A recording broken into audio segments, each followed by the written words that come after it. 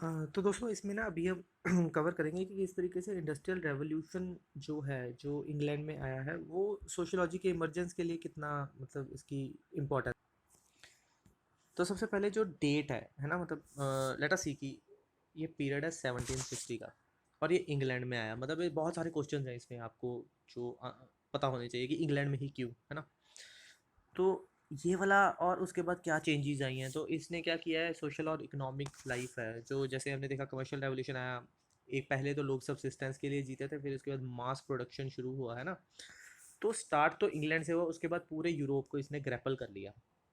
उसके बाद इसका लिंक इंपीरियलिज्म के साथ भी बहुत ज़्यादा है। एक्सप्लोरेशन, जैसे आप देखो ना कि मतलब लोग इधर उधर गए, वास्को ड गामा गया, क्रिस्टोफर कोलंबस गया, तो उन्होंने ये जो टेरिटरीज ढूंढी वो शिप्स पे गए। तो ये शिप्स कहाँ से आए? इंडस्ट्रियल रेवोल्यूशन की वजह से उन्होंने बनाए थे, है ना। टेक्नोलॉजिकल डेवलपमेंट हुई थी।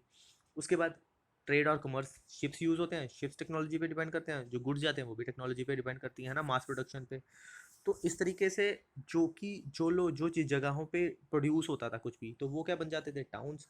टाउन्स में क्या हो जाता, एक तो लोगों के पास पैसा आ जाता था क्योंकि वहाँ पे उनको सैलरी मिलती थी। दूसरा क्या होता था कि वहाँ पे वो गुड्स भी चाहते थे और उनके पास पैसे भी होते थे, तो एक तरीके से डिमांड ऑफ गुड्स भी होती थी, और वहीं से ही वो बेसिकली पोर्ट टाउन्स होते थे ये, कि कोई ओशन के पास कोई टाउन है, वहाँ से शिप पे सामान लोड होके जा रहा है ताकि ट्रांसपोर्टेशन कॉस्ट कम पड़े, है ना, मतलब।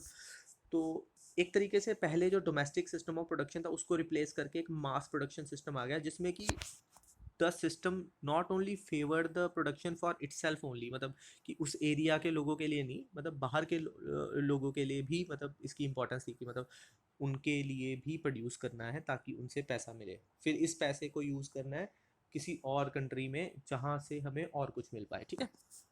तो इसका आप, मैं आपको एक और बताता हूँ, एक ट्रायंगुलर ट्रेड है, जिसमें क्या होता है कि ओपियम, इंडिया जो है ओपियम वॉर्स में घुस जाता है। ब्रिटिशर्स ओपियम वॉर्स करते हैं चाइना के साथ, और चाइना से ओपियम खरीदते हैं। इंडिया के जो ये इलाहाबाद का रीजन है, बंगाल का बेबी और रीजन है, तो वहाँ यहाँ से रेवेन्यू इकट्ठा करके इनको दे देते हैं, तो वहाँ से ये ओपियम ले लेते हैं। तो चलो, मतलब ओपियम ट्रेड है बेसिकली, आप समझ गए ना कि मतलब चाइना से इनको सिल्क वगैरह चाहिए होता था, तो इन्होंने ट्रायंगुलर ट्रेड कर लिया। तो बस थोड़ा सा इसको कॉम्प्रिहेंड कर लेना जो मैंने बोला। तो अब क्या आया कि इंडस्ट्रियल रेवोल्यूशन के थोड़े से हम पैरामीटर्स देख रहे थे कि इन्वेंशंस क्या क्या हुई। तो इन इन्वेंशन को डायरेक्टली कोट कर देना, है ना। तो एक तो spinning journey I. Spinning journey किसने की, मतलब एक इसमें भी टेबल बना देना, बढ़िया रहेगा। स्पिनिंग जर्नी आई 1767 में, जेम्स हरग्रीव्स ने, ये वीवर था। उसके बाद वाटर फ्रेम आया, आर्कराइट्स वाटर फ्रेम। अब इसकी इंपॉर्टेंस इसलिए है कि आप देखो कि ये जो वाटर फ्रेम है इतना बड़ा था कि इसको तुम अपने फील्ड में, फार्म में रख ही नहीं सकते, इसको एक घर में रख ही नहीं सकते, इसके लिए एक बड़ा यूनिट चाहिए होगा। तो ये बड़ा यूनिट जो है, ये बड़ा यूनिट कहाँ मिलता है, फैक्ट्री सिस्टम में। फैक्ट्री सिस्टम में एक बहुत बड़ा एरिया होता है, लैंड का, बड़ी बिल्डिंग होती है जहाँ पे ये रखा जाता है। तो इस फैक्ट्री सिस्टम ऑफ प्रोडक्शन में, मतलब आप ये देखो कि फैक्ट्री सिस्टम ऑफ प्रोडक्शन में एक क्लास ऑफ कैपिटलिस्ट राइज करेगी, जो कि अब इसमें क्या होता है, एक तो होते हैं फैक्टर्स ऑफ प्रोडक्शन, दूसरे होते हैं फैक्टर्स ऑफ प्रोडक्शन में जैसे मशीन्स आ गई, वहाँ पे बिल्डिंग आ गई, है ना। दूसरा होता है कि मीन्स ऑफ, ये इसको आप मीन्स भी मीन्स ऑफ प्रोडक्शन भी आप कह लोगे। दूसरा होता है कि रिलेशंस ऑफ प्रोडक्शन, जिसमें कि जैसे वर्कर्स के बीच में रिलेशन क्या है, वर्कर कैपिटलिस्ट के बीच में रिलेशन क्या है, चलो विल सी दिस। तो मतलब इसी इंडस्ट्रियल रेवोल्यूशन के फॉल आउट में ही कार्ल मार्क्स अपनी थ्योरी देगा। तो चलो, मतलब let us not go into that for now. तो आपको समझ आ गया, पहले हैंडमेड गुड्स थे, जैसे हमारी इंडिजीनियस इंडस्ट्री थी जो रूइन हो गई थी ब्रिटिशर्स के आने के। इसके बाद क्या हुआ, मशीन मेड, मतलब इससे इसमें मशीन मेड में एक बेनिफिट हो गया ना कि जनरलाइजेशन की जा सकती है। मशीन में एक डिज़ाइन आपको देना है, फिर वो मास प्रोडक्शन कर सकता है उसी डिज़ाइन के ऊपर। तो एक तरीके से इंडस्ट्रियल रेवोल्यूशन जो आया है, उसका मतलब है, इंडस्ट्रियल रेवोल्यूशन का एक आप वर्ड यूज़ करोगे तो वो है फैक्ट्री सिस्टम ऑफ प्रोडक्शन। फिर फैक्ट्री सिस्टम ऑफ प्रोडक्शन में आप एक फैक्ट्री इमेजिन करो और उसके अराउंड सारी कहानी लिख देना पेपर में। एग्जाम्पल के तौर पे आप ये दोनों चीज़ें दे दोगे, जिसमें आप वाटर फ्रेम की एग्जाम्पल दोगे कि ये इतना बड़ा था कि एक कमरे में नहीं रखा जाता था। तीसरी इन्वेंशन है म्यूल दे देना, सैमुअल क्रॉम्पटन। तो आप कौन सी पहली एग्जाम्पल दोगे? पहली एग्जाम्पल दोगे स्पिनिंग जैनी की, जेम्स हरग्रीव्स ने। दूसरी आर्कराइट की, वाटर फ्रेम। तीसरी the mule by Samuel Crompton. तो अब इसका इम्पैक्ट देखते हैं सोसाइटी पे। तो अभी तो हमने पढ़ लिया ना कि मतलब किसने क्या क्या किया है, अब इसका इम्पैक्ट देखो आप। इम्पैक्ट यार इसका आप देखोगे तो आपको समझ आएगा कि जो इकोनॉमी ऑफ द सोसाइटी है उसके एक ट्रांसफॉर्मेशन हुआ है। तो आप जब भी कुछ पढ़ते हो इकोनॉमी, तो आप कैसे पढ़ते हो? Socio economic. Why are these connected? Economy के साथ सोशल रिलेशन भी गवर्न होते हैं। तो जो कैपिटलिज्म है वो पहले तो एक तरीके से मतलब एक तरीके से आप देखो ना, सब्सिस्टेंस लेवल इकोनॉमी में जनरल कैपिटलिज्म आया कि हाँ यार फैक्ट्री सिस्टम ऑफ प्रोडक्शन आया। बट ये कैपिटलिज्म और डीप रूट्स लेता गया। डीप रूट्स कैसे लेगा ये हम पढ़ेंगे। डीप रूट्स लेगा जब बैंक्स आ जाएंगे, इंश्योरेंस कंपनी आ जाएंगे और फाइनेंस कॉरपोरेशन आ जाएंगी। तो इससे क्या हो जाएगा, मतलब डीप रूट आ जाएगी कैपिटलिज्म की। डीप रूट कैपिटलिज्म की मैनिफेस्ट किस फॉर्म में होगी? जब हम देखेंगे कि industrial worker manager capitalist emerge हो जाएंगे। तो ये जो पीजेंट्स थे ना, इन्होंने अपने आप को मतलब एक तरीके से देखो कि पीजेंट्स पहले एक ऐसी बैकग्राउंड में थे जो फैमिली और किनशिप सिस्टम को बहुत इंपॉर्टेंट मानती है कि मतलब बस फैमिली के बीच में ही रहना है। अब क्या होना शुरू हुआ, अब बहुत सारी डिफरेंट फैमिलीज से, क्योंकि एग्रीकल्चर उतना प्रॉफिटेबल रहा नहीं, तो लोगों ने क्या किया, शिफ्ट मारा टाउन्स एंड सिटीज़ में। अब आप इमेजिन करो, एक फैक्ट्री में जरूरी थोड़ी है कि एक ही फैमिली से लोग होंगे, बट तो मतलब हो सकता है कि एक ही फैमिली के लोग काफ़ी हद तक आ जाएं, बट स्टिल मतलब वहाँ पे काफ़ी ज़्यादा डाइवर्सिटी होगी। तो अब लोगों ने एक दूसरे के साथ इंटरेक्ट करना शुरू किया। तो इसका सोशल एम्फेसिस क्या हुआ, पहले यार खुले में रहते थे, अब वो अनहाइजीनिक लिविंग कंडीशन में रहने लगे, फैक्ट्रियों के आसपास दारू के ठेके बन गए, बिल्कुल कंजेस्टेड पॉपुलेशन हो गई। क्योंकि बेनिफिट देखो, बेनिफिट इसका तो कैपिटलिस्ट लेके जा रहे थे ना, वो तो काम ही कर रहे थे। और एक ही तरीके का, बस पहले क्या है, फार्मिंग में कभी तुम पानी देने लग जाओ, कभी तुम सीड्स बो, कभी तुम ट्रैक्टर चलाओ, है ना, या फिर कभी तुम यार एनिमल पावर को यूज़ करो। कुछ कुछ मतलब इंटरेस्टिंग लाइफ होती थी। अब क्या हो गया, साला एक ही टाइप का काम करना है उनको। तो मार्क्सिस्ट टर्म्स में इस चीज़ को क्या बोला जाता है, एलियनेशन। एलियनेशन की वो अपने आप से भी एलियनेशन हो जाता है, वर्क से भी एलियनेशन हो जाता है। मतलब मार्क्सिज्म में ये कंसिडर किया जाता है कि जो ये ह्यूमन वर्क है ना, जो ये लेबर है ह्यूमन, ये एक बड़ा ही ना इंट्रिंसिक वैल्यू होल्ड करता है, और ये हमेशा इंसान को कैटापुल्ट करता है आगे की डायरेक्शन में। आगे की डायरेक्शन में मतलब इसको एक यूनिक चीज़ मानी गई है, जिसका जिसकी एक वैल्यू है, ठीक है। तो एक इनका way of life he change हो गया। तो अब जब ये सब चीज़ें देख रहे हैं यार किस हालातों में, अब आप इंडिया में देखें तो वाइट टाउन ब्लैक टाउन का कंसेप्ट आएगा, जिसमें एक में वाइट, चलो लीव इट, आपको बस मतलब एक अनहाइजीनिक कंडीशन थी जिसमें सब लोग रह रहे थे, ठीक है। तो इन सब चीज़ों को देख के हुए जो सोशोलॉजिस्ट थे ना, उनको बड़ा इम्पैक्ट आया यार। उन्होंने कहा कि यार मतलब इतनी प्रॉब्लम्स है। अब आप देखिए ना, सोशियोलॉजी का स्कोप हमेशा ये नहीं होता कि सोसाइटी को समझना।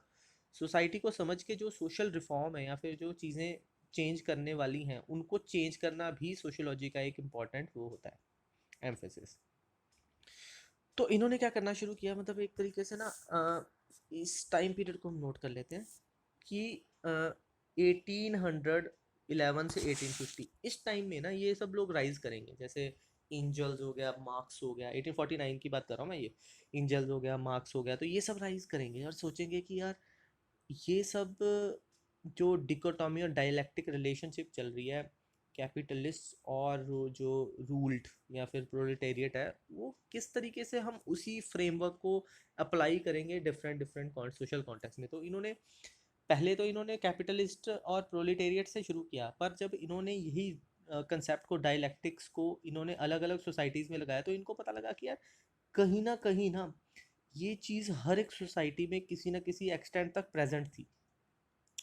तो अब हम देख लेते हैं, मतलब अभी आपके एग्जाम के लिए जो इंपॉर्टेंट है ना, वो देख लेते हैं कि मतलब थीम्स क्या थे इंडस्ट्रियल रेवोल्यूशन के। तो थीम्स पहले तो मतलब आप ये बस आप डार्कन वाले पॉइंट देख लें कि आपको पूरा नहीं लिखना, सिर्फ ब्लैक वाला जो मैंने बोल्ड कर रखा है वो लिखना है पेपर में, बाकी सब चीज़ें आप अवॉइड कर सकते हो, ठीक है।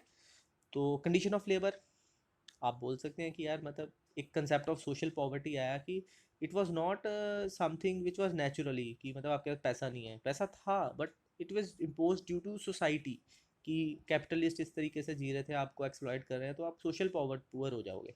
या फिर सबसे बड़ा इसका रिलेटिव पॉवर्टी होता है कंसेप्ट, जिसमें क्या होता है यार, कैपिटलिस्ट जो मैं मेहनत कर रहा हूँ मुझे मेरा फल नहीं मिला, जो मेरे ही कंपैरिजन में लोग हैं जो कुछ नहीं काम कर रहे हैं यार, वो सारा बेनिफिट लेके जा रहे हैं। तो आप देखना शुरू करते हैं रिलेटिव लेंस से। दूसरा है प्रॉपर्टी। अब आप देखें कि मतलब पहले क्या था, पहले लैंड में वैल्यू होती थी या फिर लेबर में वैल्यू होती थी। अब लैंड और लेबर लेबर से वैल्यू शिफ्ट होके मनी, पेपर करेंसी की तरफ वैल्यू हो गई है, कि मतलब वही इंपॉर्टेंट है, और सभी चीज़ों को उसी सेंस में गिना जाता है। जैसे आजकल की सेंस में किसी भी एक बंदे की डेली वेज को क्या, किसी की वैल्यू थोड़ी है किसी बंदे के लेबर की। मतलब आप मनी को देखते हो, मनी के अकॉर्डिंगली उसकी वैल्यू को सेट कर देते हो। अगर तो मार्केट में पैसा घूम रहा है तो फिर उसकी वैल्यू बढ़ जाती है, अगर किसी मार्केट में पैसा नहीं घूम रहा है, लोगों के पास पैसा नहीं है, तो डिमांड कम होगी तो वैल्यू कम हो जाएगी।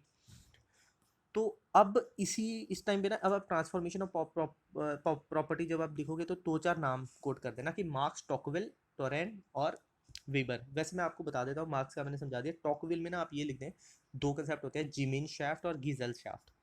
इसमें क्या होता है कि ट्रेडिशनल सोसाइटी के पॉइंट्स उसने देखे और मॉडर्न सोसाइटी के देखे, फिर उनको कंपैरिजन कर दिया कि इनमें क्या क्या फ़र्क है। तो आप अभी के लिए मत देखिए, बस एक नाम लिख देना और दो वर्ड लिख देना, गेजल शाफ्ट और जिमैन शाफ्ट। ये क्वेश्चन पूछा जाता है पेपर में, अर्बन वे ऑफ लाइफ। तो अर्बन वे ऑफ लाइफ आ गया, इसके अराउंड कहानी रच देना कि यार मतलब आपके दिमाग में आना चाहिए कुछ सिटीज़ जहाँ पे इंडस्ट्रियल रेवोल्यूशन हो रहा है। तो इंग्लैंड की कुछ सिटीज़ कोट कर देना, मैनचेस्टर, लिस्बॉन, पोर्टुगल की। तो इन सिटीज़ के अराउंड बता देना कि हाँ यार यहाँ पे लाइफ थी, मिजरेबल थी, कुछ कुछ क्लासेस के पास पैसे थे, कुछ कुछ क्लासेस के पास नहीं थे, ठीक है। तो फिर आप फैक्ट्री सिस्टम के बारे में पता इमेजिन करना कि उस एक जगह को मान लेना, उस एक जगह पे क्या हो रहा होगा, लेबर आ रही होगी, तो लेबर की क्या कंडीशन होगी, प्रॉपर्टी का क्या रिलेशन होगा वो आप बता देना। फिर आप बता देना अर्बनिज्म कैसे आ रहा होगा, वो आप बता देना। फिर आप बता देना कि फैक्ट्री सिस्टम इटसेल्फ कैसे चेंज हो रहा था, वो आप बता देना, ठीक है। फिर आप फैमिली रिलेशन देख लेना, पहले जॉइंट फैमिली के ऊपर था, अभी क्या लोग यहाँ पे आके रहते हैं दूर दराज पे थोड़ा सा वो। और पहले दकियानूजी विचार थे ना, कि मतलब कोई सोशल एक्सक्लूडेड था, कोई इंक्लूडेड था, तो वो चीज़ें सारी चेंज होने लग गई। अब फाइनली मतलब इसको थोड़ा सा ना आप मतलब पॉजिटिव नेगेटिव बता देना कि हाँ यार चल, मार्क्स ने तो इसे एलियनेशन देखा है। तो पॉजिटिव तो आपको मतलब दिख ही सकते हैं कि हाँ यार सब लोग आके रह रहे हैं, हायरार्की स्ट्रेटिफिकेशन उतनी इंपॉर्टेंट नहीं रहेगी और ये सब। तो अब देखते हैं कि आपने इंडस्ट्रियल रेवोल्यूशन देख लिया, अब आप देखेंगे कि इंटेलेक्चुअल क्या क्या इंटेलेक्चुअल चेंजेस आ रहे थे, है ना। मतलब इस टाइम पे अब आपको क्या करना है, क्योंकि इंडस्ट्रियल रेवोल्यूशन आपने देख लिया, तो आपको ना दोनों चीज़ों को कनेक्ट करना है, कि जैसे फ्रेंच रेवोल्यूशन और ये सब है, ये इंडस्ट्रियल रेवोल्यूशन है, ये किस तरीके से सोशियोलॉजी के अंदर इमर्ज हुए। तो इसको हम ना नेक्स्ट पार्ट में करेंगे।